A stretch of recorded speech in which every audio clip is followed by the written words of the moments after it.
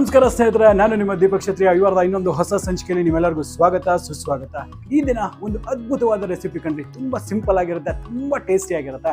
ಅದು ಯಾವುದು ಅಂತ ಹೇಳಿದ್ರೆ ನಮ್ಮ ಹಳ್ಳಿ ಶೈಲಿಯಲ್ಲಿ ಮಾಡತಕ್ಕಂಥ ಕೋಳಿ ಸಾರು. ಅದುವೇ ನಾಟಿ ಮಸಾಲೆ ಇರುತ್ತೆ. ಕೋಳಿನ ಹಾಕಿ ಫ್ರೆಶ್ ಆಗಿ ಸಾರು ಮಾಡ್ಕೊಂಡು ತಿಂತಾ ಇದ್ರೆ ಅದ್ರ ರುಚಿನೇ ಬೇರೆ. ಸೊ ಆ ಥರ ಒಂದು ರೆಸಿಪಿಯ ಒಂದು kg ಅಳತೆ ಇಲ್ಲಿ ಈ ಒಂದು ಚಿಕನ್ ಸಾರನ್ನ, ಕೋಳಿ ಸಾರನ್ನ ಯಾವ ರೀತಿ ಮಾಡಬೇಕು ಅನ್ನೋದನ್ನ ಈ ಒಂದು ವಿಡಿಯೋಲಿ ಸ್ಟೆಪ್ ಬೈ ಸ್ಟೆಪ್ ಹೇಳ್ಕೊಡ್ತಾ ಇದ್ದೀನಿ. ಹಾಗಾದ್ರೆ ಮತ್ತಿನ್ ಯಾವುದೇ ತಡ ಮಾಡಿದ್ರೆ ನಡೀರಿ ಪಟ್ ಈ ಒಂದು ರೆಸಿಪಿನ ಮಾಡಿಬಿಡಿ.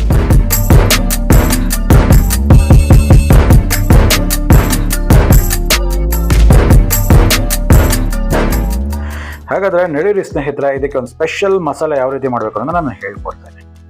ಇದಕ್ಕೆ ಮೊದಲದಾಗಿ ಒಂದು ಮಿಕ್ಸಿ ಜಾರನ್ನು ತೊಗೊಂಡಿದ್ದೀನಿ. ಗ್ರೈಂಡರ್ ಇದ್ದರೆ ತುಂಬ ಒಳ್ಳೆಯದು, ಹೊರಳು ಕಳಿದ್ರೆ ಇನ್ನೂ ಒಳ್ಳೆಯದು. ಇದರಲ್ಲಿ ಒಂದು ಅರ್ಧ ಕಪ್ನಷ್ಟು ಕಾಯಿ ತುರಿ, ಹಸಿ ಕಾಯಿ ತುರಿಯನ್ನು ನಾನು ಹಾಕ್ಕೊಳ್ತೇನೆ.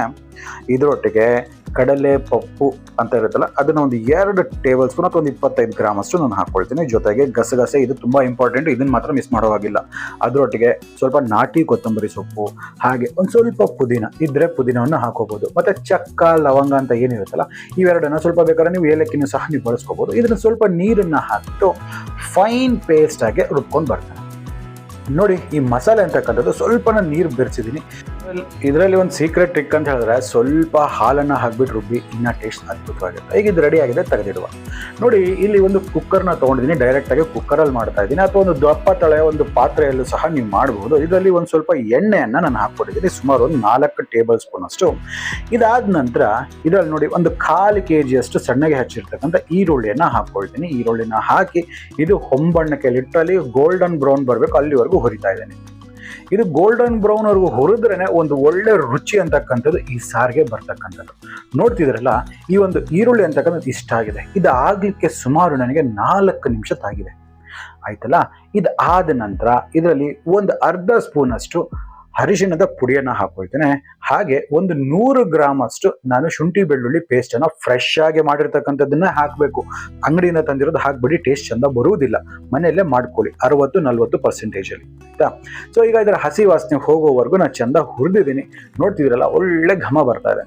ಈ ಸಂದರ್ಭದಲ್ಲಿ 1 kg ಚಿಕನನ್ನು ಚೆನ್ನಾಗಿ ತೊಳೆದು 3-4 ಸತಿ ನೀರಲ್ಲಿ ತೊಳೆದು ಇದನ್ನು ಕ್ಲೀನಾಗಿ ತೊಳೆದ ನಂತರ ನೀರನ್ನು ತೆಗೆದ್ಬಿಟ್ಟು ಇವಾಗ ಇದರಲ್ಲಿ ಹಾಕ್ಕೊಂಡು ಇದನ್ನು ಚೆಂದ ಹುರಿಬೇಕು, ಒಂದಕ್ಕೊಂದು ಹೊಂದ್ಕೊಳ್ಳೋ ಹಾಗೆ. ಇದನ್ನು ಒಂದು 4 ನಿಮಿಷಗಳ ಕಾಲ ಹೈ ಫ್ಲೇಮಲ್ಲಿ ಕುಕ್ ಮಾಡ್ತಾ ಇದ್ದೀನಿ. ನೋಡಿದ್ರಲ್ಲ, ಒಂದು 4 ನಿಮಿಷಗಳ ಕಾಲ ಇದನ್ನು ಚೆಂದ ಹುರಿದ ನಂತರ ಚಿಕನ್ ಎಲ್ಲ ಸ್ವಲ್ಪ ವೈಟಿಶ್ ಆಗಿದೆ, ಅದರಲ್ಲಿ ಇರ್ತಕ್ಕಂಥ ಫ್ಯಾಟ್ ಎಲ್ಲ ಹೊರಗಡೆ ಬರ್ತದೆ. ಈ ಸಂದರ್ಭದಲ್ಲಿ ನಾನು ಮೆಣಸಿನ ಪುಡಿ ಅಂದರೆ ಕೆಂಪು ಮೆಣಸಿನ ಪುಡಿ ಒಂದು 45 ಗ್ರಾಮ್ ಅಷ್ಟು, ಹೆಚ್ಚು ಕಮ್ಮಿ 3-3.5 ಟೀ ಸ್ಪೂನ್ ಅಷ್ಟು ನಾನು ಹಾಕ್ಕೊಳ್ತೇನೆ. ಹಾಗೆ ಧನಿಯಾ ಪುಡಿ ಒಂದು 60 ಗ್ರಾಮ್ ಅಷ್ಟು ಹಾಕ್ಕೊಳ್ತೇನೆ. ಒಂದು 3-4 ಟೀ ಸ್ಪೂನ್ ಅಷ್ಟು ಬೇಕಾಗುತ್ತೆ. ನೆನಪಿರಲಿ, ಖಾರದ ಪುಡಿಗಿನ್ನ ಧನಿಯಾ ಪುಡಿ ಯಾವತ್ತೂ ಸ್ವಲ್ಪ ಜಾಸ್ತಿ ಇರಬೇಕಾಗತ್ತೆ. ಸೊ ಇದು ಹಾಕಿದ ನಂತರ ಇದನ್ನು ಕ್ಲೀನಾಗಿ ಮಿಕ್ಸ್ ಮಾಡಿ. ಇವಾಗ ಎಣ್ಣೆ ಎಲ್ಲ ಬಿಟ್ಕೊಂಡಿರುತ್ತಲ್ಲ, ಇದು ಒಂದಕ್ಕೊಂದು ಹೊಂದ್ಕೊಂಡಾಗ ಒಂದು ಒಳ್ಳೆ ಬ್ಯೂಟಿಫುಲ್ ಫ್ಲೇವರ್ ಮತ್ತು ಅರೋಮಾನ ಇದು ಇನ್ಫ್ಯೂಸ್ ಮಾಡ್ಲಿಕ್ಕೆ ಶುರು ಆಗುತ್ತೆ. ನೋಡ್ತಿದ್ದೀರಲ್ಲ, ಈ ರೀತಿ. ಈಗ ನೋಡಿ, ಇದೆಲ್ಲ ಕರೆಕ್ಟಾಗಿ ಮಿಕ್ಸ್ ಆಗಿದೆ. ಸ್ವಲ್ಪ ನೀರು ಸ್ವಲ್ಪ ಗಟ್ಟಿ ಆಗ್ತಕ್ಕೆ ಶುರು ಆಗ್ತಿದೆಲ್ಲ, ತಳ ಹಿಡಿತಕ್ಕಂಥ ಚಾನ್ಸಸ್ ಇರುತ್ತೆ. ಅದಕ್ಕಾಗಿ ಸ್ವಲ್ಪ ಬಿಸಿ ನೀರನ್ನು ಹಾಕೋಬೇಕು. ಯಾವುದೇ ಸಂದರ್ಭದಲ್ಲಿ ನೀವು ಇದನ್ನು ನೀರು ಮಿಕ್ಸ್ ಮಾಡ್ಬೇಕಂತ ಹೇಳಿದ್ರೆ ಬಿಸಿ ನೀರನ್ನೇ ಹಾಕೋಬೇಕು, ತಣ್ಣೀರನ್ನು ಯೂಸ್ ಮಾಡೋ ಹಾಗಿಲ್ಲ, ಅದು ರೂಲ್. ನೋಡ್ತಿದ್ದೀರಲ್ಲ, ಏನು ಕಲರ್ ಬರ್ತಾ ಇದೆ ನೋಡಿ, ಎಷ್ಟು ಟೆಂಪ್ಟಿಂಗ್. ಒಂದು ಸ್ವಲ್ಪ ಸಹ ನಾನು ಕಲರನ್ನು ಹಾಕಿಲ್ಲ, ಆದ್ರೂ ಆ ಕೆಂಪು ಮೆಣಸಿನ ಪುಡಿಯ ಕಲರ್ ನೋಡಿ ಎಷ್ಟು ಅದ್ಭುತವಾಗಿದೆ. ಎಣ್ಣೆಯಲ್ಲಿ ಕುಕ್ ಆದರೆ ಮಾತ್ರ ಈ ಥರ ಒಂದು ಕಲರ್ ಬರ್ತಕ್ಕಂಥದ್ದು. ಇದು ಒಂದು ಸೀಕ್ರೆಟ್ ಟಿಪ್ಸ್ ಮತ್ತು ಟೆಕ್ನಿಕ್ಸ್ ಅಂತಲೇ ಅರ್ಥ ಮಾಡ್ಕೊಳ್ಳಿ. ಎಷ್ಟು ಬ್ಯೂಟಿಫುಲ್ ಆಗಿದೆಯಲ್ಲ. ಈಗ ಇದನ್ನೆಲ್ಲ ಕರೆಕ್ಟಾಗಿ ಕುಕ್ ಆಗ್ತದೆ. ಈ ಸಂದರ್ಭದಲ್ಲಿ ಒಂದು 1/4 kg ಅಷ್ಟು ಟೊಮೆಟೋನ ಪೇಸ್ಟ್ ಮಾಡಿ ಇಟ್ಕೊಂಡಿದ್ದೀನಿ. ಬರೀ ಟೊಮೆಟೊ, ಹಸಿ ಟೊಮೆಟೊನ, ನಾರ್ಮಲ್ ಟೊಮೆಟೊನ ನಾನು ಏನು ಮಾಡಿದ್ದೀನಿ, ಮಿಕ್ಸಿಯಲ್ಲಿ ಪೇಸ್ಟ್ ಮಾಡ್ಕೊಂಡು ಹಾಕ್ಕೊಂಡಿದ್ದೀನಿ. ಈ ಟೊಮೆಟೊ ಪ್ಯೂರಿಯನ್ನೆಲ್ಲ ಹಾಕಿದ ನಂತರ ಇದು ಸ್ವಲ್ಪ ಗಟ್ಟಿ ಆಗಬೇಕು, ನೀರಲ್ಲಿರೋ ಅಂಶ ಎಲ್ಲ ಇಂಗಬೇಕು. ಅಲ್ಲಿವರೆಗೂ ನಾವು ಇದನ್ನು ಚೆನ್ನಾಗಿ ಹುರಿಬೇಕಾಗತ್ತೆ, ಅಥವಾ ಚೆನ್ನಾಗಿ ಬಾಯ್ಲ್ ಮಾಡಬೇಕಾಗತ್ತೆ. ಹೈ ಫ್ಲೇಮಲ್ಲೇ ಕೈಯನ್ನು ಆಡಿಸ್ತಾ ಇದನ್ನು ಸ್ವಲ್ಪ ಬಾಯ್ಲ್ ಮಾಡಿ. ಇಲ್ಲಿ ನೋಡ್ತಿದ್ರ, ಬರೀ ಇಷ್ಟೇ ಸಾಕು. ಸ್ವಲ್ಪ ಉಪ್ಪನ್ನು ಹಾಕೊಂಡು ತಿಂದು ಕೂಡ ಸೂಪರ್ ಆಗಿರುತ್ತೆ. ಸೊ ಈಗ ಇದನ್ನು ಒಂದು ಸ್ವಲ್ಪ ಬಾಯ್ಲ್ ಆಗಲಿಕ್ಕೆ ಬಿಡ್ತೀನಿ. ಹೆಚ್ಚು ಕಮ್ಮಿ ಒಂದು 5-6 ನಿಮಿಷಗಳ ಕಾಲ ಇದು ಬಾಯ್ಲ್ ಆದರೆ ಚಂದ ಇರುತ್ತೆ. ಸೊ ಇದನ್ನು ನೋಡುವ. ನೋಡಿ, ಒಂದು 6 ನಿಮಿಷದಿಂದ 5 ನಿಮಿಷ ಆಗಿದೆ.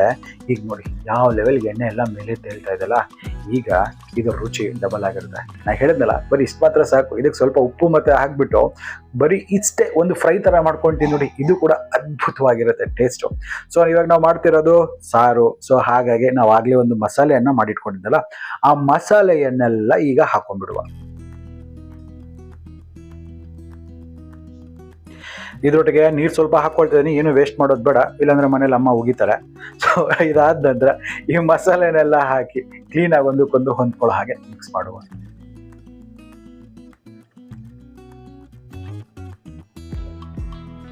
ನೋಡ್ತಾ ಇದ್ರೇನೆ ಕಣ್ಣು ತುಂಬ ಹೋಗುತ್ತೆ, ಹೊಟ್ಟೆ ತುಂಬುದ್ರಿ. ಯಾವಾಗ ತಿನ್ಕೊಂಡು ಊಟ ಮಾಡ್ತೀನೋ ಅನ್ನಿಸ್ತದೆ, ಅಷ್ಟು ಟೆಂಪ್ಟಿಂಗ್ ಆಗಿದೆ.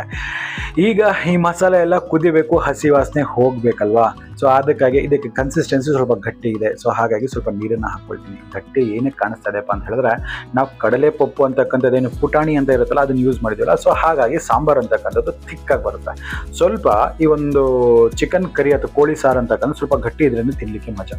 ಸೊ ಈಗ ಇದಕ್ಕೆ ಏನು ಮಾಡ್ತೀನಿ, ಉಪ್ಪು ಹಾಕಿರಲಿಲ್ಲ, ನಾನು ಉಪ್ಪನ್ನು ಹಾಕ್ಕೊಳ್ತೀನಿ. ಎಷ್ಟು ಹಾಕಬೇಕು ರುಚಿಗೆ ತಕ್ಕಷ್ಟು. ಇದಕ್ಕೆ 1 ಟೇಬಲ್ ಸ್ಪೂನ್ ಅಷ್ಟು ಉಪ್ಪು ಬೇಕಾಗುತ್ತೆ. ಸೊ ಇದಕ್ಕೆ ಇವಾಗ ಒಂದು ಮಿನಿಮಮ್ ಅಂದರೆ 1 ರಿಂದ 1.5 ಟೀ ಸ್ಪೂನ್ ಅಷ್ಟು ಗರಂ ಮಸಾಲ ಪೌಡರನ್ನು ಹಾಕೊಳ್ತೀವಿ. ಯಾಕಂದರೆ ಇದುವರೆಗೂ ನಾವು ಯಾವುದೇ ಗರಂ ಮಸಾಲೆಗಳನ್ನ ಯೂಸ್ ಮಾಡಿಲ್ಲ, ಚಕ್ಕೆ ಲವಂಗ ಬಿಟ್ಟರೆ ಮಸಾಲೆಗೆ. ಸೊ ನಿಮ್ಗೆ ಎಷ್ಟು ಬೇಕೋ ಯಾವುದೇ ಒಂದು ಗರಂ ಮಸಾಲಾನ ಹಾಕೊಳ್ಳಿ. ಮನೇಲಿ ಮಾಡಿರ್ತಕ್ಕಂಥದ್ದಾಗಿರ್ಬೋದು, ಸ್ಟೋರಿಂದ ತಂದಿರೋದಾಗಿರ್ಬೋದು, ಅದು ಯೂಸ್ ಮಾಡ್ಕೋಬಹುದು. ಕೊನೆಯದಾಗಿ ಇದನ್ನೆಲ್ಲ ಚೆನ್ನಾಗಿ ಮಿಕ್ಸ್ ಮಾಡಿಬಿಟ್ಟು ಒಂದು ಕುದಿ ಬರಬೇಕು ಅಂತ ಹೇಳಿದ್ರೆ, ಒಂದು ರೋರಿಂಗ್ ಬಾಯ್ಲ್ ಬರಬೇಕು. ಆನ್ ಎ ಹೈ ಫ್ಲೇಮ್ ಇದನ್ನ ಬಾಯ್ಲ್ ಮಾಡಲಿಕ್ಕೆ ಬಿಡಬೇಕಾಗತ್ತೆ.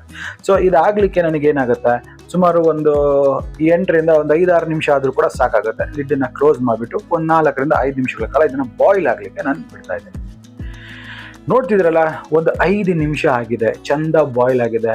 ಮನೆ ಎಲ್ಲ ನಿಮಗೆ ಅದರದೊಂದು ಘಮ ಶುರು ಆಗಿಬಿಟ್ಟಿರುತ್ತೆ. ಆಲ್ರೆಡಿ ಕುದಿಲಿಕ್ಕೆ ಆಗ್ತಾ ಇದ್ದಂಗೆ ಇಷ್ಟೇಪ್ಪ 1 kg ಅಳತೆಯ ಮನೇಲಿ ಮಾಡ್ತಕ್ಕಂಥ ಹಳ್ಳಿ ಶೈಲಿಯ ಈ ಒಂದು ಕೋಳಿ ಸಾರು ಇಷ್ಟು ಸುಲಭವಾಗಿ ನೀವು ಮಾಡ್ಕೋಬಹುದು.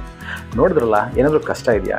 ನಾ ಇದರಲ್ಲಿ ಕಡಲೆ ಪಪ್ಪು ಅಂತ ಹಾಕಿದ್ನಲ್ಲ, ಅದು ಹಾಕೋದ್ರಿಂದ ನೋಡಿ ಕನ್ಸಿಸ್ಟೆನ್ಸಿ ಗಟ್ಟಿ ಬರುತ್ತೆ. ಇದು ಹಾಕೋದ್ರಿಂದ ನೀವು ಮುದ್ದೆ ಬೇಕಾದರೂ ಯೂಸ್ ಮಾಡಿ, ಚಪಾತಿ, ರೊಟ್ಟಿ, ಅನ್ನದ ಸಮೇತ ಏನಕ್ಕಾದರೂ ನೀವು ಬಳಸಿ, ಅದ್ಭುತವಾಗಿರುತ್ತೆ. ಇದೇ ಸ್ಟೈಲಲ್ಲಿ ಹೋಟೆಲ್ಸಲ್ಲೂ ಮಾಡ್ತಾರೆ, ಹಳ್ಳಿಗಳಲ್ಲಂತೂ ಇದೇ ರೀತಿ ಮಾಡ್ತಾರೆ. ಅದ್ಭುತವಾಗಿರುತ್ತೆ. ಗ್ರೇವಿ ನೋಡಿ ಎಷ್ಟು ಥಿಕ್ಕಾಗಿ ಬಂದಿದೆ. ಸೊ ಇದು ಚಪಾತಿಗೂ ಅನ್ನಕ್ಕೂ ಸಹ ಕ್ಲೀನಾಗಿ ಮೆತ್ಕೊಳುತ್ತೆ. ಇದು perfect way of doing A ಕೋಳಿ ಸಾರು. ವಾವ್ ವಾವ್ ವಾವ್, ನೋಡಿ ಎಷ್ಟು ಅದ್ಭುತವಾಗಿದೆ ಈ ರೆಸಿಪಿ. ಆಹಾ, ಟೇಸ್ಟ್ ಮಾತ್ರ ಸ್ವರ್ಗನೇ. ಇದು ಅಷ್ಟು ಅದ್ಭುತವಾಗಿ ಈ ಒಂದು ರೆಸಿಪಿ ಅಂತಕ್ಕಂಥದ್ದು ಬಂದಿದೆ. ನಾ ಹೇಳಿರ್ತಕ್ಕಂಥ ವಿಧಾನದಲ್ಲಿ ಟ್ರೈ ಮಾಡಿ ನೋಡಿ, ನಿಮಗೆ ಅರ್ಥ ಆಗುತ್ತೆ ಎಷ್ಟು ಸಖತ್ತಾಗಿ ಈ ಒಂದು ರೆಸಿಪಿ ಬಂದಿದೆ ಅಂದ್ಬಿಟ್ಟು. ಹಾಗಾದರೆ ನಂಗನ್ಸುತ್ತೆ ನಿಮಗೆ ವಿಡಿಯೋ ಇಷ್ಟ ಆಗಿದೆ ಅಂದ್ಬಿಟ್ಟು. ಇಷ್ಟ ಆಗಿದ್ರೆ ನಮ್ಮ ಚಾನಲ್ನ ಸಬ್ಸ್ಕ್ರೈಬ್ ಮಾಡ್ಕೊಳ್ಳೋದನ್ನು ಮರಿಬೇಡಿ. ಹಾಗೆ ಪಕ್ಕದಲ್ಲಿ ಒಂದು ಬೆಲ್ಲೈಕನ್ ಇರುತ್ತಲ್ಲ, ಆ ಬೆಲ್ಲೈಕನ್ನ ಟಚ್ ಮಾಡಿಬಿಟ್ಟು ನೋಟಿಫಿಕೇಶನ್ಸ್ನ ಆಲಿಗೆ ಮಾಡಿ. ಆಗ್ತಾನೆ ನಮ್ಮೆಲ್ಲ ಅಪ್ಡೇಟ್ಸ್ ನಿಮಗೆ ಮೊದಲನೇದಾಗಿ ಸಿಗ್ತಾ ಇರುತ್ತೆ. ಹಾಗಾದರೆ ಇನ್ನೊಂದು ಹೊಸ ವೈವಿಧ್ಯಮಯ ಅಡಿಗೆಯೊಂದಿಗೆ ನಿಮ್ಮ ಮುಂದೆ ಹಾಜರಿರ್ತೀನಿ. ಅಲ್ಲಿವರೆಗೂ ದೀಪಕ್ ಕ್ಷತ್ರಿಯ ಸೈನಿಂಗ್ ಆಫ್ ಆ್ಯಂಡ್ ಜೈ ಹಿಂದ್, ಜೈ ಕರ್ನಾಟಕ, ನಮಸ್ಕಾರ.